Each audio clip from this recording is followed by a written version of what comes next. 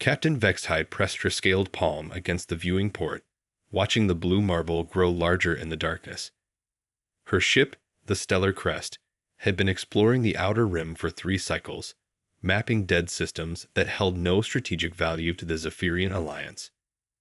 This particular star system had been marked as barren in their databases, a single yellow star with a handful of rocky planets, none showing signs of life or useful resources. But the third planet was wrong. All wrong. Atmospheric composition is impossible, reported Science Officer Krell from his station. His 4 eyes blinked in sequence as he processed the readings. Oxygen at 21%, nitrogen at 78%. The ratios are perfect for organic life, but our long-range scans detected no civilization signals. Vexay's gill slits fluttered with unease. In her 40 years of service, she had never encountered a world with such a pristine atmosphere that remained uninhabited. Are you certain the sensors are functioning correctly?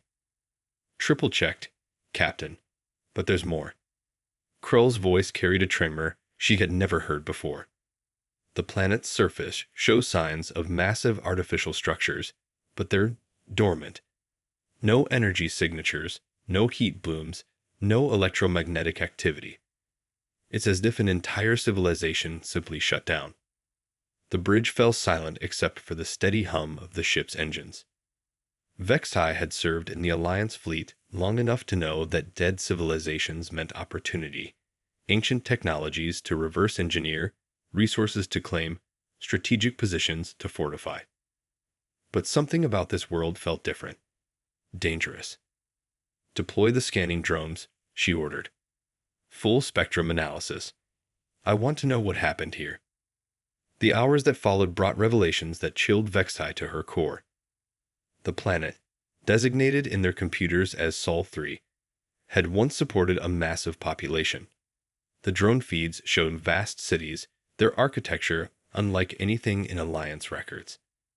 Towering spires reached toward the sky, connected by elegant bridges that spanned impossible distances. Harbors stretched along continental coastlines, designed to accommodate vessels of extraordinary size. But everything was empty, silent, preserved in some kind of stasis that kept decay at bay, but maintained no life. Captain, called Navigation Officer Thys, her voice tight with excitement and fear.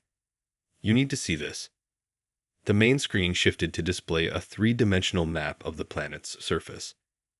Red markers appeared at regular intervals across every continent, each one pulsing with a faint energy signature that their sensors could barely detect. Those markers represent structures buried deep underground, Thys explained. The drone's penetrating scans suggest they're artificial, but the scale is... She paused, her throat sac expanding nervously. Captain, some of these structures stretch for hundreds of kilometers. Vexai studied the display, her tactical mind working to process the implications. The markers weren't randomly distributed.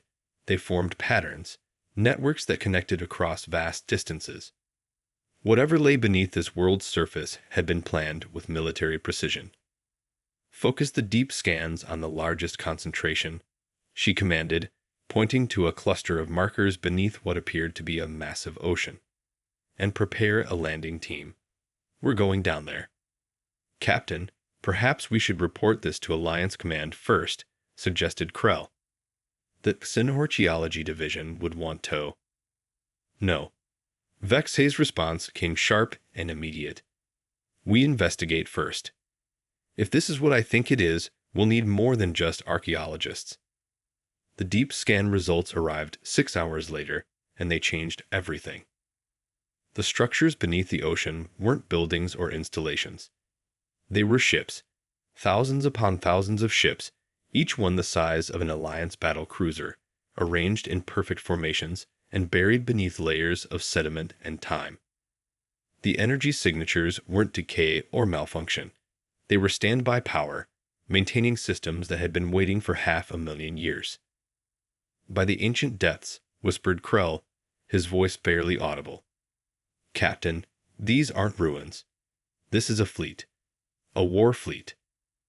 Vexai felt her blood turn cold as the implications crashed over her like a tidal wave.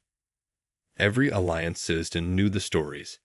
Legends passed down through generations about the predecessors, the mythical race that had vanished from the galaxy eons ago, leaving behind only scattered artifacts and whispered tales of their incredible power. The official histories claimed the predecessors were peaceful explorers who had transcended physical existence through advanced technology.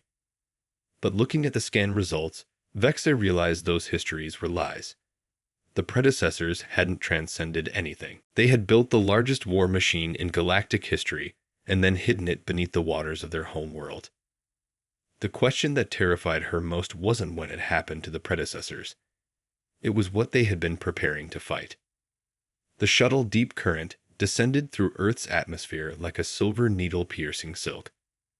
Vexai gripped her restraints as turbulence shook the craft, her eyes fixed on the tactical display showing their approach to the largest underwater structure. The team she had assembled represented the Alliance's best. Krell for his scientific expertise, Commander Zorith for security, and tech specialist Yan to handle any ancient systems they might encounter. Atmospheric entry complete, announced their pilot, Lieutenant Mesh. Switching to underwater configuration. The shuttle's hull shimmered as adaptive plating reconfigured for aquatic operations. Within moments, they plunged beneath the surface of what ancient databases suggested had once been called the Pacific Ocean. The water around them glowed with an ethereal blue light, illuminated by organisms that had somehow survived 500,000 years of solitude. Depth, 2 kilometers and descending, Mesh reported. Target structure should be visible in 30 seconds. Nothing could have prepared them for what emerged from the darkness below. The ship was magnificent and terrible in equal measure. Its hull stretched beyond their light's reach, a seamless curve of metal that seemed to absorb and reflect light simultaneously. No weapon ports were visible, no engine exhausts or sensor arrays. Just perfect, flowing lines that suggested both grace and deadly purpose. As they approached, automated systems activated with mechanical precision, clearing away centuries of accumulated sediment to reveal docking ports that opened like blooming flowers. By the ancient depths, whispered Zorith, his warrior's instincts recognizing the vessel's true nature despite its alien design. That's not just a ship, it's a predator. The docking procedure proceeded with unsettling smoothness. As soon as their shuttle made contact, the ancient ship's systems interfaced with their technology, downloading language protocols and establishing atmospheric compatibility. Warning symbols flashed across their screens, not threats, but notifications in a script that slowly resolved into readable text as the translation algorithms worked. Well suvom, explorers, designation. Terran Defense Vessel Eternal Vigilance. Commissioned STARDAT 2387-4. Mission status STANDBY. Crew to complement 0. Automated systems. Active. Terran. Krell mused, his scientific mind already working to catalog this new information. The predecessors called themselves Terrans. Vexai led her team through airlocks that cycled with mechanical perfection, their footsteps echoing in corridors designed for beings roughly their size, but with subtly different proportions. Emergency lighting activated as they passed, revealing walls covered in crystalline displays that showed the ship's status in haunting detail. The vessel was fully operational. Every system maintained at peak efficiency by automated processes that had functioned without fail for 500,000 years. Life support, navigation, weapons, shields, all waiting for a crew that would never return. Captain, Yan called from a junction ahead. You need to see this. They followed him to an observation deck where massive transparent aluminum windows looked out into the abyss. But they weren't alone in the darkness. Lights stretched in every direction, thousands upon thousands of ships in perfect formation, each one dormant but ready. Cruisers, destroyers, carriers, and vessels of configurations that defied classification. The formation extended beyond visual range, disappearing into the oceanic night like a metallic constellation. This isn't just a fleet, Zorith breathed. This is an armada designed to wage war against the entire galaxy. The central display activated at his words, projecting a three-dimensional tactical map that made Vexay's knees weak. The formation wasn't random. It was a battle plan of staggering complexity. Each ship occupied a specific position calculated for maximum tactical advantage. Supply lines, command hierarchies, strategic reserves, all arranged with mathematical precision. But the most chilling detail was the operational parameters scrolling across secondary screens. The fleet wasn't designed for conquest or territorial expansion. Every tactical subroutine, every strategic algorithm was focused on a single purpose: total extermination of hostile forces. The Terrans built this to commit genocide, Krell whispered, his scientific objectivity cracking under the weight of revelation. But against whom? Their answer came from the ship's central intelligence core, a crystalline matrix that pulsed with soft blue light when they approached. The moment Vexai stepped within scanning range, holographic displays activated around them, showing images that made her hearts race with primal terror. The holograms depicted creatures that violated every natural law she understood. Beings of shadow and void that consumed light itself, moving through space without ships or technology. They flowed like liquid darkness between stars, leaving dead systems in their wake. The images showed worlds stripped of all life, their surfaces scoured clean by some force that fed on the essence of existence itself. The Devourers rid Krell from scrolling text beneath the holograms. Classification: extra-dimensional parasites. First contact. Stardate 2156 date. Estimated time to galactic consumption: 847 years. Terran response: Project Eternal Vigil. The display shifted to show Earth as it had been, a blue jewel teeming with billions of lives. Cities that reached toward the sky, space elevators that connected the planet to orbital habitats, generation ships departing for distant stars. A civilization at its peak, vibrant and growing. Then came the evacuation.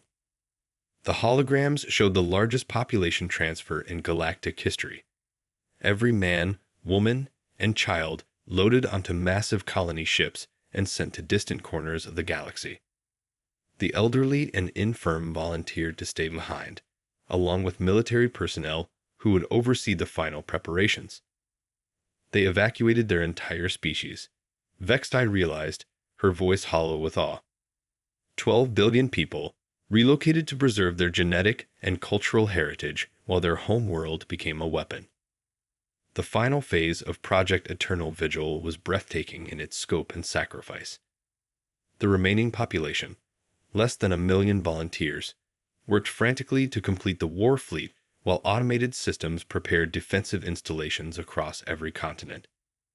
They had perhaps a century before the Devourers reached Sol, and they used every moment to forge an instrument of such devastating power that it could cleanse the galaxy of an extinction-level threat.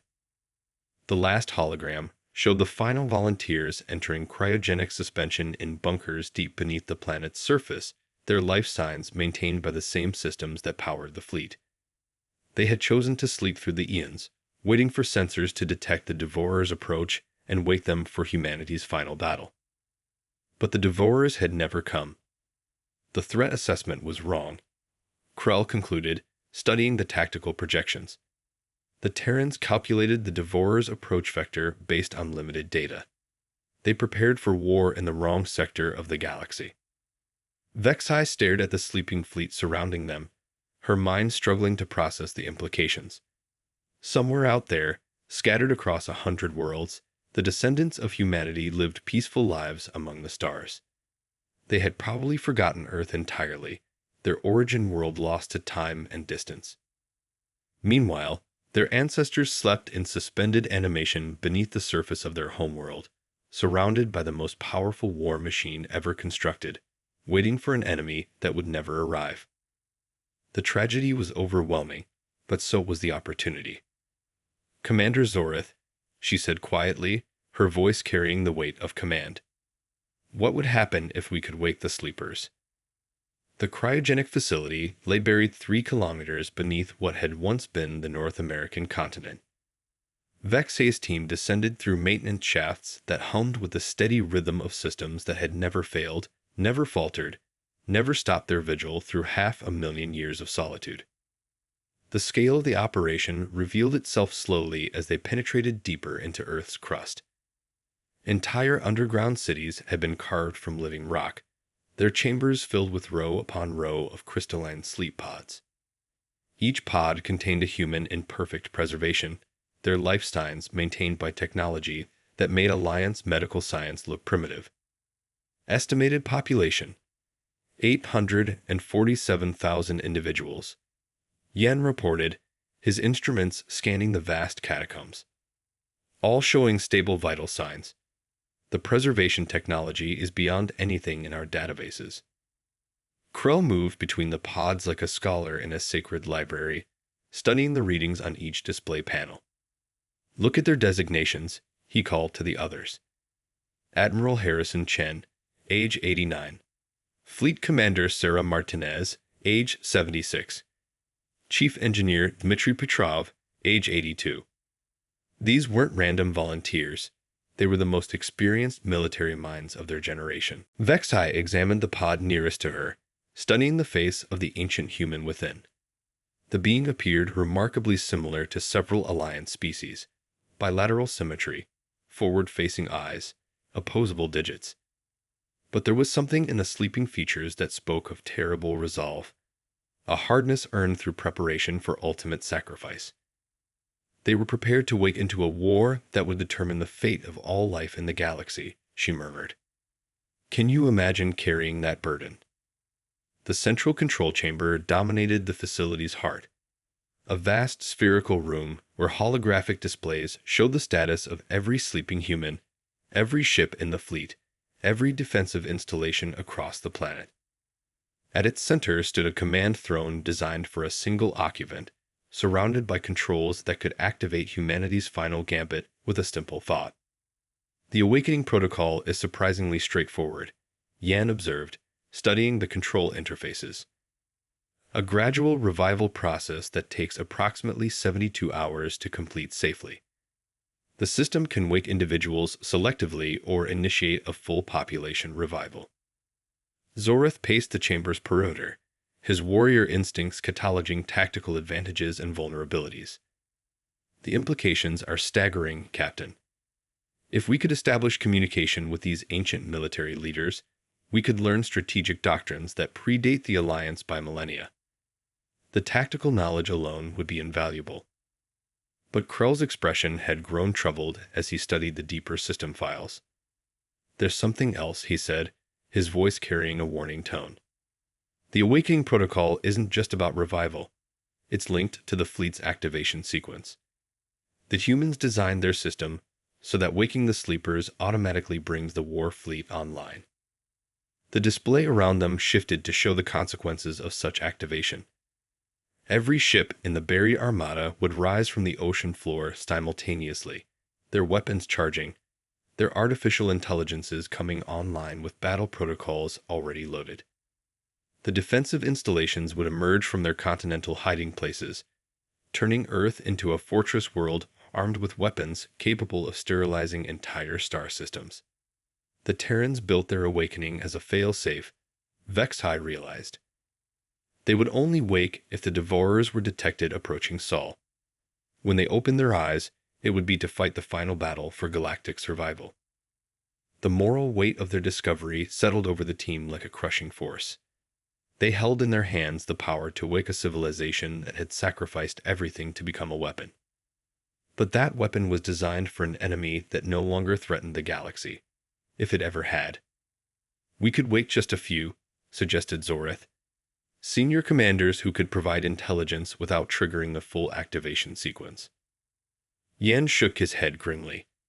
"The system won't allow it. The protocols are hardwired at the quantum level. Any attempt to bypass the safety measures would likely result in cascade failure throughout the entire facility. Vexai found herself facing an impossible decision. The knowledge contained in these sleeping minds could advance Alliance technology by centuries. The strategic wisdom of beings who had prepared to fight gods could reshape their understanding of warfare itself. But awakening them would also unleash a force that could threaten every civilization in the galaxy. As she wrestled with the implications, proximity alarms began sounding throughout the facility. The ancient systems, designed to detect approaching threats, had registered something that made their automated defenses stir for the first time in 500,000 years. "Captain," called Mesh from their shuttle, his voice tight with fear. "We have company. 3 hegemony dreadnoughts just dropped out of hyperspace. They're broadcasting Alliance surrender codes and demanding our immediate withdrawal." The hegemony, the Alliance's greatest enemy, a militaristic confederation that viewed other species as either slaves or obstacles to expansion. Vexai's blood turned to ice as she realized the implications. Somehow, that hegemony had learned of their discovery. "Time to surface?" she asked. "At maximum ascent rate, 18 minutes, Mesh replied. "But Captain, they're already deploying boarding shuttles. I don't think they're here to negotiate." Vexai looked around the control chamber, studying the sleeping faces visible through the nearest observation ports. These humans had sacrificed their entire civilization to protect the galaxy from an existential threat. Now another threat had arrived, not from outside the galaxy, but from within it. The hegemony would not hesitate to wake the sleepers if they thought it would grant them military advantage. They would turn humanity's ultimate sacrifice into a tool of conquest, perverting the noble purpose that had driven an entire species to this desperate extreme. Unless someone stopped them. "Krell, download everything you can from the central database," she ordered. "Yen, prepare emergency charges around the critical support systems. Zorith, establish defensive positions at the main access points." Her team moved with practiced efficiency, but she could see the questions in their eyes. They understood the tactical situation. 3 hegemony dreadnoughts against a single Alliance exploration vessel. The outcome was inevitable. But as Vexai studied the command throne and its controls, she realized they had one advantage the hegemony couldn't anticipate. The humans had designed their system to respond to existential threats. And right now, with enemy forces about to seize control of the galaxy's most powerful weapon, the definition of existential threat had never been more clear. She settled into the command throne, feeling its neural interfaces respond to her presence. The holographic displays shifted, showing her biometric readings as the ancient system attempted to identify her as human. When it failed, backup protocols activated, recognizing her as a sapient being in command of the facility during a crisis situation. "Unrecognized command authority DTCT" scrolled across the main display. "Emergency protocols in JGD. Please state the nature of the threat." Vexai took a deep breath, knowing that her next words would change the course of galactic history. "Hostile forces are attempting to seize control of this facility," she said clearly. "Wake the sleepers." The awakening began with a sound like thunder rolling through the depths of the earth. Every sleep pod in the vast underground complex activated simultaneously, their crystalline walls beginning the delicate process of bringing 500,000 humans back from their centuries-long slumber. The facility's power systems, dormant since the Great Evacuation, surged to full capacity for the first time in eons. Above them, the ocean floor trembled as massive shapes began rising from the sediment. The Terran fleet, buried for 500 millennia, shook off the accumulated weight of ages and prepared for war. By the ancient depths, breathed Krell, watching displays that showed the awakening process spreading across the planet. The power requirements are astronomical. They're drawing energy from the planet's core itself. Vexai remained connected to the command throne, feeling the weight of responsibility crushing down on her like the pressure of the deep ocean above. Through the neural interface, she could sense the stirring consciousness of the sleepers. Confusion giving way to awareness, awareness crystallizing into purpose. The first to fully wake was Admiral Harrison Chen, his pod opening with a soft hiss of equalizing pressure. He was ancient even by human standards, his face lined with the accumulated weight of a lifetime spent preparing for this moment. But his eyes, when they opened, burned with the clarity of absolute purpose. "Status report," he said, his voice carrying the authority of command despite 500,000 years of silence. Vexai found herself responding instinctively to that tone. "Admiral, I am Captain Vexai of the Zephyrian Alliance. Hostile forces are attempting to seize control of your facility. The awakening protocol has been initiated."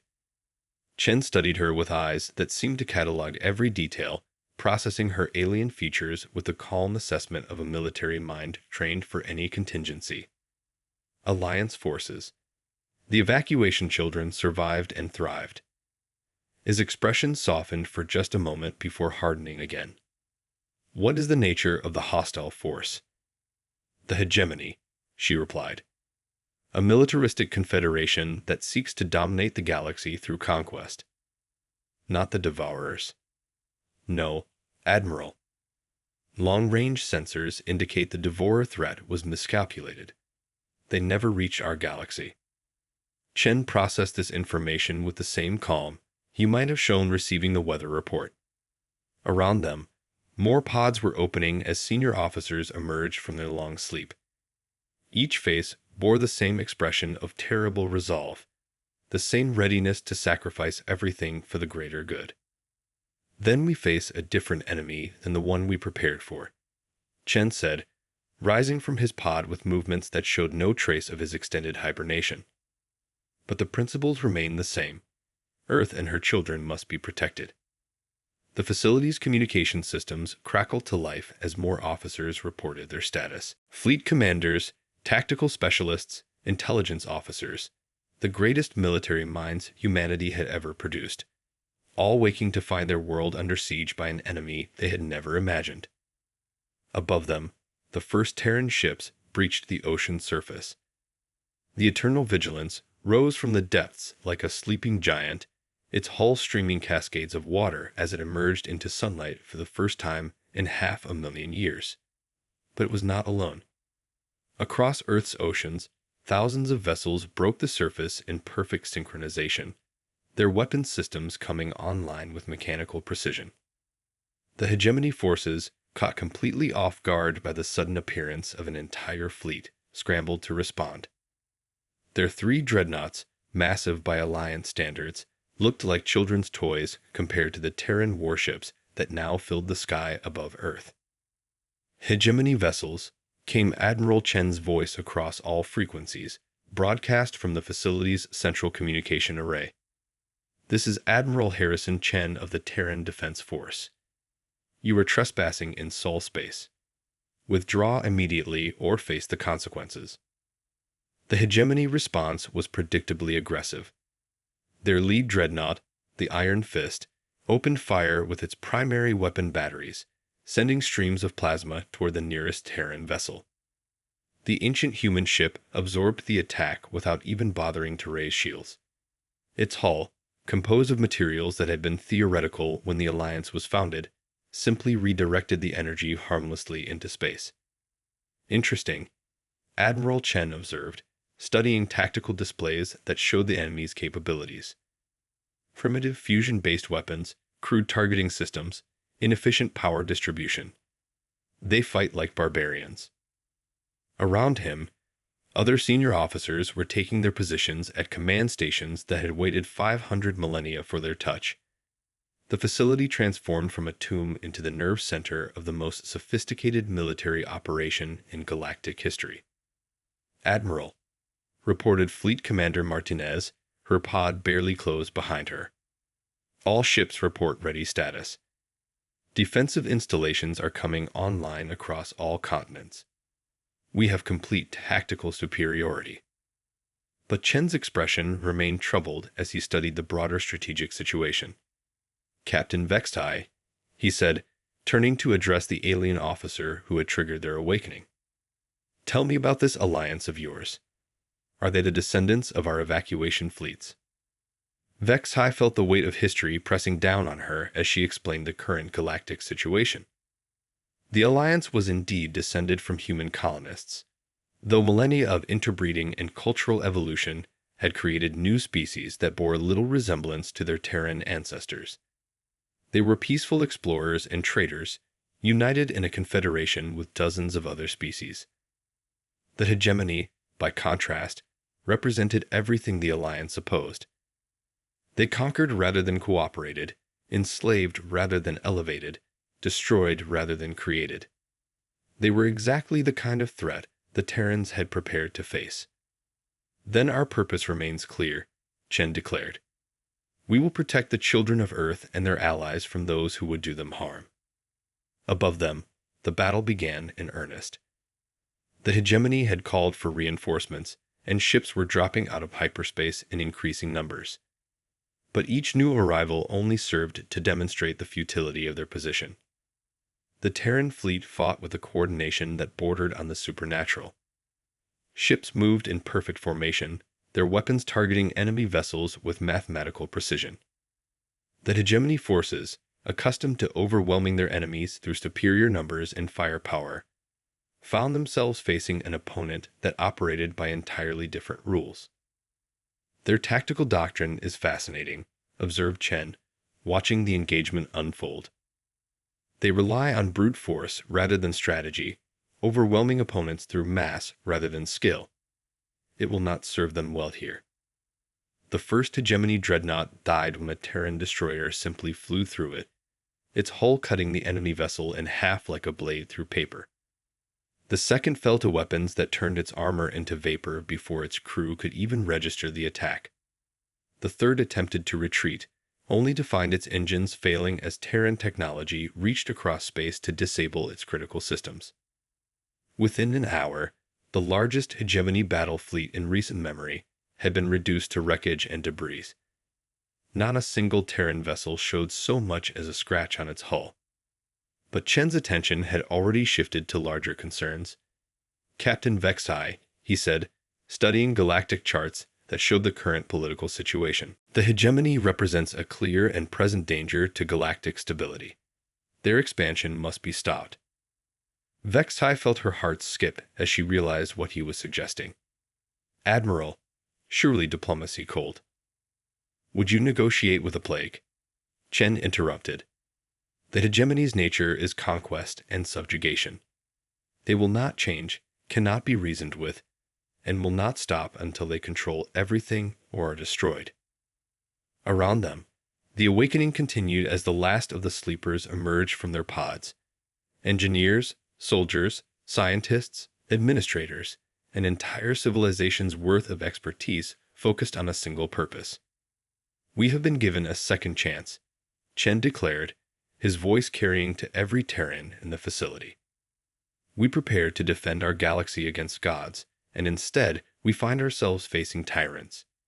The threat may be different, but our duty remains the same." He turned to Vexai, his ancient eyes holding depths of resolve that made her shiver. "Captain, will your alliance stand with us?" The emergency session of the Alliance Council convened in the golden halls of Centralis Prime, but the delegates gathering there had never faced a crisis of this magnitude. Vexai stood before the assembled representatives of 47 worlds, her voice steady despite the enormity of what she was reporting. "The Terran Defense Force has eliminated 17 hegemony battle groups in the past 72 hours, she said, her words echoing in the vast chamber. Their fleet is currently advancing on major hegemony strongholds across 3 sectors. Admiral Chen has made it clear that he considers the hegemony an existential threat to galactic civilization." Council Speaker Valdris, a being whose species had achieved wisdom through millennia of peaceful evolution, radiated distress through his bioluminescent skin patterns. "Captain, surely you understand the implications of what you have unleashed. These ancient humans operate by military doctrines that predate our modern concepts of proportional response and diplomatic resolution. With respect, Speaker, vexed, had replied, "The hegemony has never shown interest in diplomatic resolution. They understand only strength, and the Terrans possessed strength beyond our comprehension." On the great display screen behind her, tactical reports showed the current state of the conflict. The Terran fleet moved through space like a force of nature, their ships appearing at hegemony installations with perfect coordination. Fortress worlds that had never known defeat found their defenses simply turned off. Entire armadas vanished from sensor screens without so much as a distress signal. The hegemony's response had been typically brutal. They began executing Alliance prisoners, broadcasting their deaths across subspace networks with promises that the killings would continue until the ancient weapon was recalled. It was a strategy that had worked for them before, leveraging the Alliance's humanitarian values against their military objectives. Admiral Chen's response had been swift and absolute. Every hegemony concentration camp, every prison world, every facility where Alliance citizens were held captive, found itself visited by Terran liberation forces. The prisoners were extracted with surgical precision while their captors simply disappeared. Not killed in any conventional sense, but removed from existence so completely that even their atoms were stripped away and recycled into useful materials. "The Terrans don't fight wars," reported Alliance Intelligence Director Crom, his multiple eyes reflecting the horror of what his analysts had observed. "They perform exterminations. Their technology allows them to delete enemy forces from reality itself. We have documented 17 different methods they use to neutralize threats, and we understand none of them." The debate that followed revealed the deep divisions within Alliance leadership. The humanitarian faction, led by Speaker Valdris, argued for immediate intervention to stop what they saw as an escalating genocide. The military faction, understanding the strategic implications better than their civilian colleagues, quietly supported the Terran campaign while publicly calling for restraint. But it was Councillor Thane, representative of the Outer Rim colonies, who spoke the words that crystallized their dilemma. "We face a choice between two futures," she said, her voice carrying the weight of someone who had lived through hegemony occupation. "In one future, we negotiate a ceasefire, establish humanitarian corridors, and watch the hegemony rebuild their forces while planning their next expansion. In the other future, the Terrans remove the hegemony threat permanently, leaving us to deal with the consequences of being allied with beings who can erase civilizations from existence." The council chamber fell silent as the delegates contemplated both possibilities. Through the great windows that looked out over Centralist Prime's crystal spires, they could see civilian transports departing for distant worlds, citizens fleeing what many believed would become the next target for Terran protection. But Vextai had spent the past week aboard Terran vessels, observing their operations firsthand. What she had seen there challenged every assumption the Alliance had made about their ancient benefactors. "Council members," she said, requesting permission to address the chamber one final time. "I have observed Admiral Chen and his officers closely. They are not monsters driven by bloodlust or conquest. They are beings who have sacrificed everything, their families, their world, their very lives, to protect others from existential threats." She activated her personal display, showing images captured during her time with the Terran fleet. The vast command centers where human officers worked with quiet efficiency, their every action focused on minimizing collateral damage while maximizing tactical effectiveness. Medical bays where wounded Alliance prisoners received care that exceeded anything available in their own territories. Engineering decks where human scientists labored to develop technologies that could rebuild worlds devastated by hegemony occupation. "They see the hegemony the same way they saw the Devourers," Vextai continued. "As a force that consumes everything it touches, growing stronger with each victory until it becomes unstoppable. And their response follows the same logic that drove them to evacuate their entire species and transform their homeworld into a weapon." The display shifted to show Admiral Chen himself, standing on the bridge of the Eternal Vigilance as his fleet prepared for what intelligence reports suggested would be the final assault on the hegemony capital world. His face bore the same expression of terrible resolve that Vextai had first seen in the cryogenic facility, the look of someone who had already paid every price and was prepared to pay it again. "The Admiral has requested that I deliver a message to this council," she said. "The Terran Defense Force recognizes the Alliance as the legitimate government of evacuated humanity and their allies. They will accept Alliance oversight of liberated territories and Alliance administration of humanitarian aid. But they will not negotiate with the hegemony, will not accept partial solutions, and will not permit the threat of expansion to continue." Speaker Valdris's bioluminescence dimmed to its lowest setting, a sign of deep distress among his people. "And if we order them to stop, if we invoke our authority as representatives of galactic civilization." Vexai met his gaze steadily. "Then they will respectfully decline and continue their mission." Admiral Chen was very clear on this point. They did not wait from 500,000 years of sleep to watch their descendants repeat the mistakes that nearly doomed the galaxy. The vote, when it came, was closer than anyone had expected. 24 worlds voted to support the Terran campaign, recognizing the practical reality that they could not stop it and might as well try to guide it.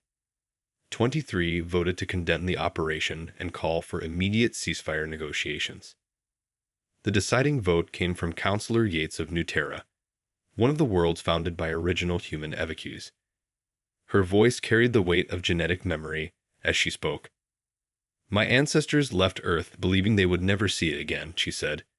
"They carried with them the knowledge that others had stayed behind to face an unimaginable threat, sacrificing everything so that humanity might survive among the stars.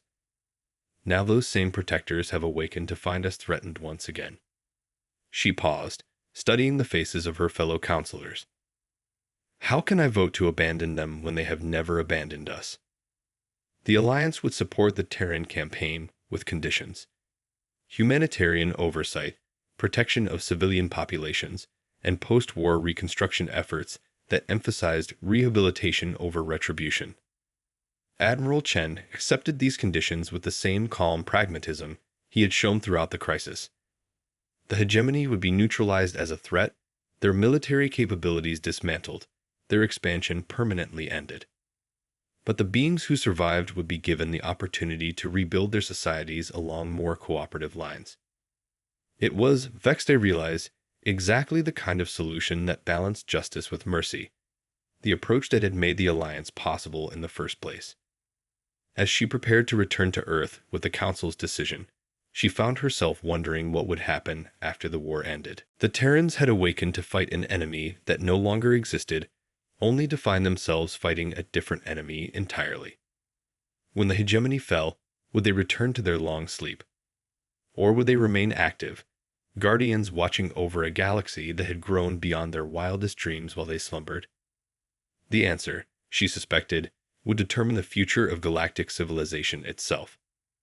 6 months after the awakening, Captain Vextai stood on the observation deck of the Eternal Vigilance, watching as the last hegemony stronghold surrendered without firing a shot. The fortress world of Dominion Prime, once considered the most impregnable military installation in the galaxy, had simply opened its defense grids and powered down its weapons when the Terran fleet appeared in orbit. The war, if it could even be called that, was over. Admiral Chen joined her at the viewing port, his ancient face reflecting the soft light of distant stars. In the months since his awakening, he had aged visibly, not from the passage of time, but from the weight of decisions no being should have to make. "The Hegemony Council has formally dissolved their government," he reported quietly. "Their member worlds are requesting alliance administration while they establish new democratic institutions. The transition should be complete within a year." Vexai nodded, studying the readouts that showed former hegemony territory. Over 400 worlds, home to billions of beings, now looked to the Alliance for guidance in rebuilding their shattered societies. It was the largest humanitarian operation in galactic history, and it had all been accomplished without the total destruction she had feared. "The Alliance Council wants to know your intentions," she said carefully. "Whether you plan to return to Earth and resume your vigil." Chen was quiet for a long moment, his eyes focused on something beyond the stars themselves. Do you know what we dreamed about, Captain? During our long sleep. She shook her head, not trusting herself to speak. We dreamed of waking to find our children thriving among the stars, he continued. Peaceful worlds where beings of different species worked together, explored together, built something greater than any one race could achieve alone. We dreamed of the Alliance. Around them, the eternal vigilance homed with the quiet efficiency that had characterized Terran operations throughout the conflict. But Vextai had noticed changes in recent weeks, modifications to the ship systems, new installations that served no military purpose. You're not going back to sleep, she realized. Some of us will, Chen acknowledged. The oldest among us, those who have carried this burden for too long. They have earned their rest. But others. He gestured toward the ship's interior, where human crew members worked alongside Alliance personnel, their expertise helping to integrate technologies that were already revolutionizing galactic civilization. Others have found new purpose. The transformation had been gradual but undeniable. As the war against the hegemony progressed, individual Terrans had begun requesting transfers to Alliance vessels, offering their knowledge and skills to help improve everything from medical techniques to agricultural systems.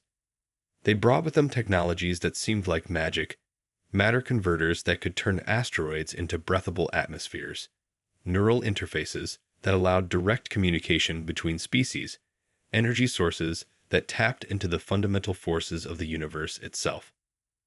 But more than technology, they brought perspective.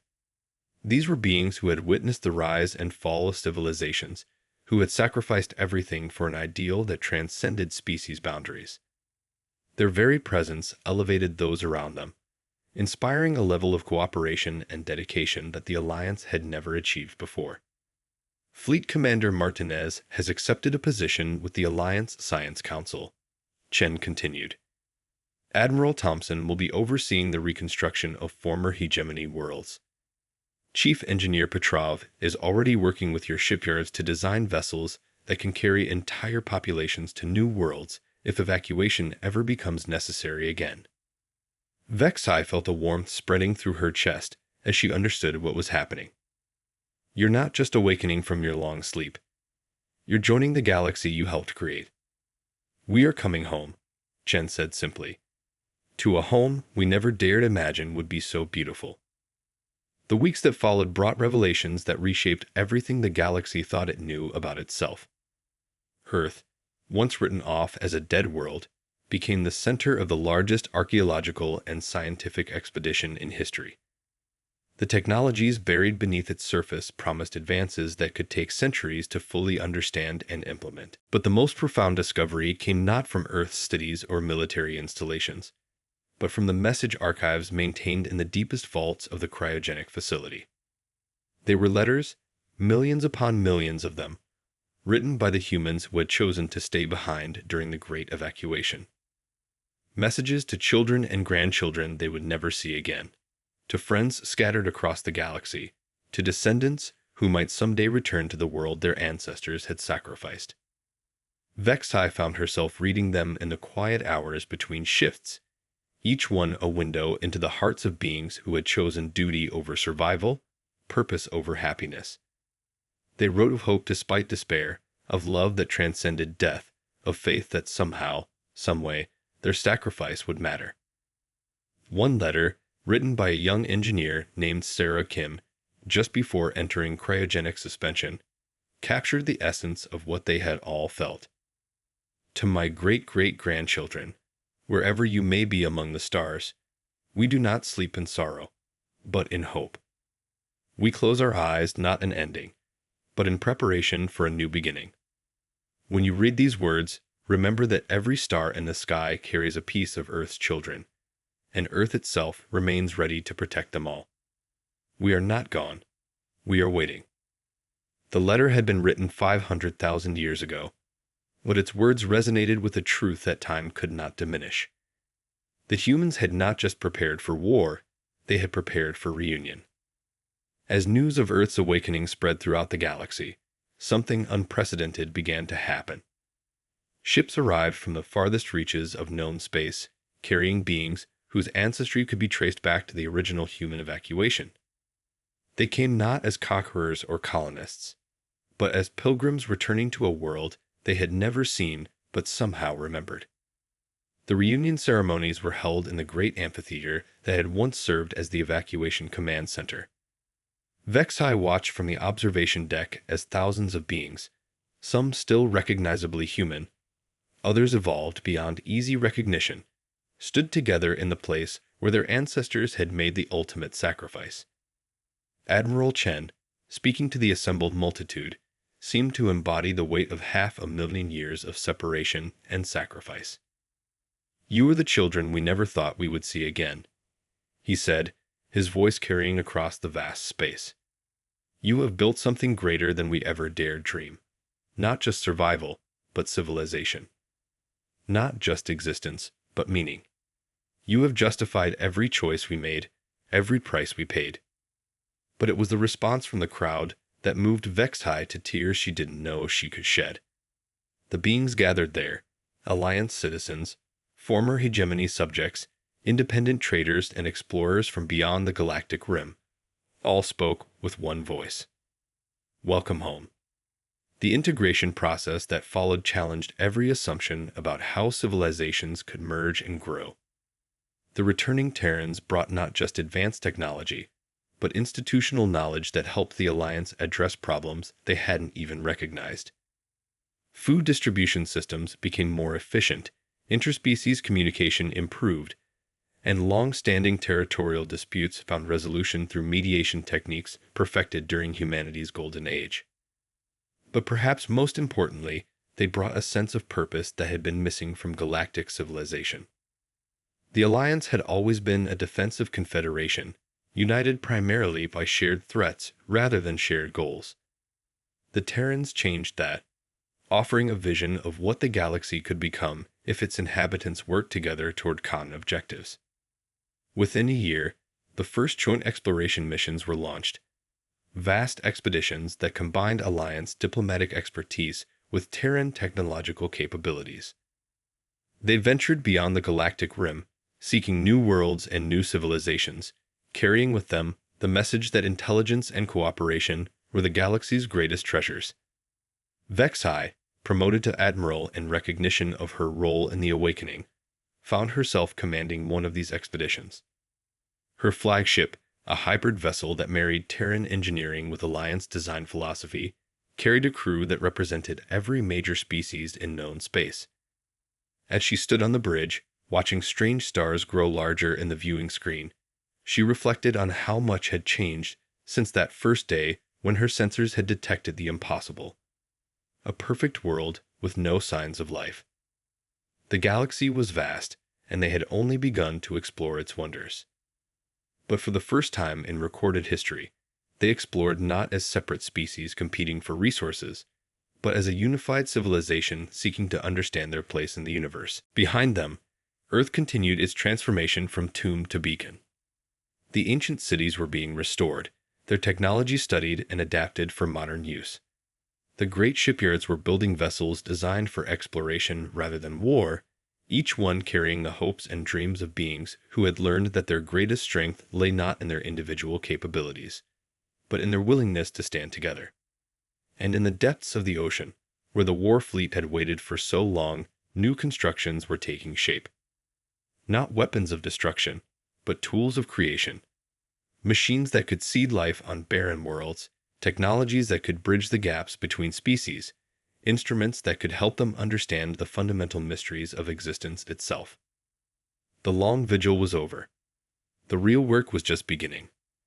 As Admiral Vextai gave the order to jump to the next system, she carried with her the knowledge that somewhere behind them, in a cryogenic facility beneath Earth's surface, the last of the ancient guardians were finally allowing themselves to dream new dreams. Dreams of a galaxy where no species would ever again have to choose between survival and sacrifice, where the children of Earth and their adopted family among the stars would explore the universe together. The sleeping war fleet had awakened not to fight, but to protect. And in protecting, they had discovered something greater than victory. They had found their way home. The answer, she suspected, would determine the future of galactic civilization itself.